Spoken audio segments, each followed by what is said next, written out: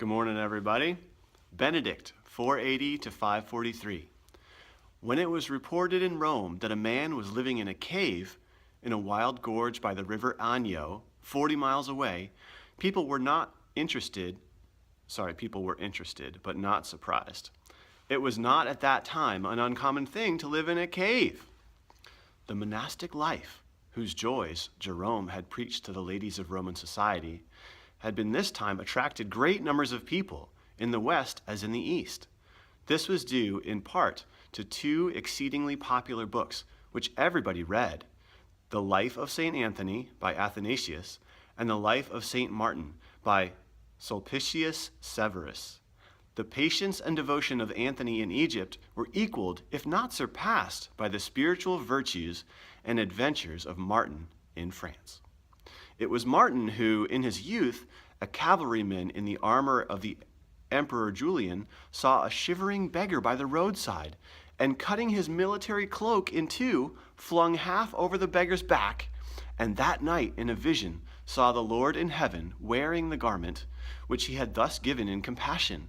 It was Martin to whom once appeared a vision of the Lord in shining apparel, with a chariot of fire, and invited the saint to ride with him to the gates of paradise.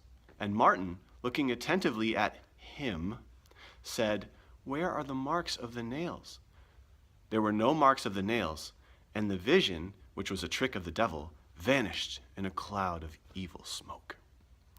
The marks of the nails were evident in all the life of Martin, who put himself to much privation, gave his days and nights to prayer, went about his great pagan diocese on foot, braved a savage emperor who had behaved unjustly, and a whole community of wild heathen, whose sacred tree he cut down with his own axe, and alike by his courage and his gentleness appealed to the imagination of earnest youth. St. Anthony and St. Martin then were the heroes of the devout life of the 5th century. The man in the cave knew by heart the books which told about them, and as stronger and still stronger argument for forsaking of the world was the condition of the world itself. All things were in confusion. Alaric the Goth and Genseric the Vandal were followed by Attila the Hun and by 1,000 other lesser captains. The Lombards were settling in the north of Italy. The Franks were taking France. The Franks were taking France. The old laws were no longer of protection. The old customs were giving place to new.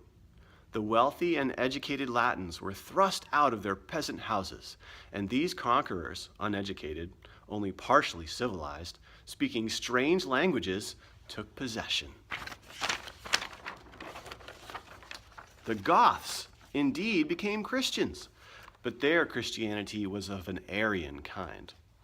And when the Franks, under their king, Clovis, were converted and became Catholic Christians, the Franks and the Goths fell to fighting, and the miseries of the times were multiplied. No peaceful citizen could be sure, when he went to bed at night, that his house would not be burned down before the morning. Under these circumstances, even a cave in a dark gorge, while it might not be very comfortable, had at least the advantage of being safe. So thought Benedict when he hid himself beside the river Anio. He belonged to a noble family in Rome and spent his youth there. And when he had had enough, and more than enough, of the hard world, he put it all behind him, and he found peace and the presence of God in his cave. He had a friend who every day lowered over the face of the cliff to the mouth of the cave a little basket of bread. A bell tied to the basket informed the hermit that his dinner was approaching. The reports which were carried about by neighboring shepherds concerning the holiness of the man in the cave caused the monks of the monastery in that region to invite him to be their abbot. "You don't want me for your abbot," said Benedict when they appeared at the mouth of the cave with their request. "You don't know what sort of man I am. You would not be willing to live according to my rule." But the monks were full of enthusiasm at the idea of a holy abbot and a better life, so they insisted till Benedict consented. So he took command, and at the end of the first week, they tried to poison him. Nice job, monks. This experience disclosed the fact that the monastic life needed reforming. 100 other houses of religion were like the abbey whose monks had found the discipline of Benedict too hard. Men had gone into monasticism for a great number of reasons. Because they were afraid of Franks and Goths, because they had failed in business or in love, because they did not wish to work, and having become monks, they were living pretty much as they pleased, some starving and some feasting, some saying their prayers, some breaking the commandments. There was no order, no regularity, or common discipline. There was no accepted rule. When Benedict returned to his cave beside the Anio, his former solitude had become impossible. Good people were greatly interested in the abbot, who was so strict that his monks had put poison in his cup. Disciples gathered about him. Noble Roman families sent their sons to him to be instructed in religion. Presently, on the wild hills in the neighborhood of Benedict's cave were 12 groups of men in 12 monastic houses, living according to his regulations. But the world was still too near, and the monks sought a more secure retreat. To the south was a range of mountains, and on the summit of one of them, called Monte Cassino, they found a little temple with an altar dedicated to Apollo standing in a grove. There were still a few country people who came to offer their sacrifices in the old way. It was one of many hidden places, among the woods and in the high hills where the Roman gods were still remembered. These simple people Benedict converted. Their temple to Apollo he destroyed, and on its site he began the building of a monastery, which became the most famous and influential in all Europe. For the monks of Monte Cassino, Benedict wrote a rule of life, which was so good that all the other monks adopted it. Even today, wherever there is a monastery, the conduct of his life is still governed by Saint Benedict. He found the monks, following the example of the East, devoting themselves to pain and prayer, living their own religious life for the good of their own souls. Benedict brought them back to save the world which they had abandoned. He stopped their old tortures. He forsook all the starving and beating of the body which good men had undertaken in the deserts of the Nile in hope of improving their souls. For pain, he substituted work.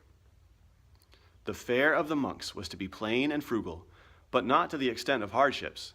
Their work was to be, in part in the field, cultivating the soil, and in part in the cloister, reading and studying and teaching. The influence of these provisions was far-reaching and of vast importance. The Latins had despised all labor of the hands. They had had slaves to do that, and it was associated with slavery. It was accounted a disgrace for a free man to work. Benedict and his monks put a stop to all that mischievous prejudice. Men saw these gentlemen and saints planting their fields, mowing their grain, gathering their fruit. The sight dignified all the humble life of the farm. The first thing which the monks did when they established a monastery in a wild place was to clear the land, and they got their barbarian neighbors to follow their example. As for the labor of the mind, the Goths and Franks were unaccustomed to it.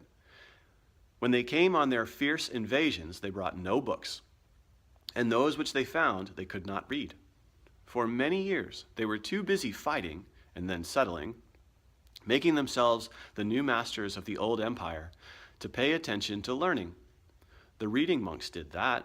They preserved the ancient Latin books.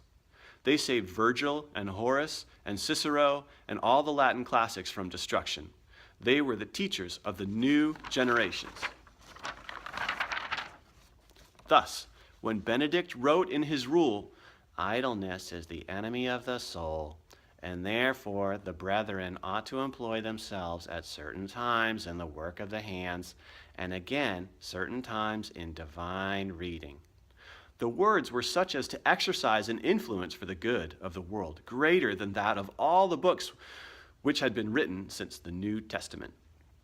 Beside the monastery in which Benedict lived his good life, his devout sister, Scholastica, had a holy house filled with praying and working women. The rules which they had made permitted the brother and sister to see each other only once a year. So Benedict came one time in his old age to visit Scholastica. And when he rose to go, she begged him to stay longer and talk of heavenly things. And when he persisted, feeling that he had already stayed his time, the sky, the monk said, became black with a great storm, and the rain fell so that he could not go. That was their last visit.